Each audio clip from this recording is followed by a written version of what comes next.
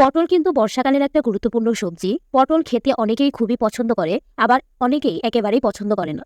তবে আজকে আমি যে রেসিপিটা শেয়ার করব, এই রেসিপি অনুযায়ী কেউ যদি রেসিপিটা ট্রাই করে, তাহলে যার পটল পছন্দ না, তারও পটল খুবই ভালো লাগবে আশা করছি। আর যাদের পটল এমনিতেই পছন্দ, তাদের তো ভালো লাগবেই।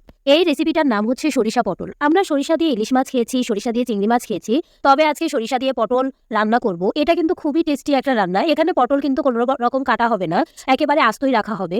আমি ৪টা পটল নিয়ে নিয়েছি। পটল ভালো করে ধুয়ে নিয়ে পটলের ওপরের যে একটা চামড়া থাকে, এটা আমি চাকুর পেছনের অংশ দিয়ে ছিলে নিলাম। পটল কিন্তু ছিলিনি, মানে ওপরের অংশটুকু একটু চেঁচে নিয়েছি।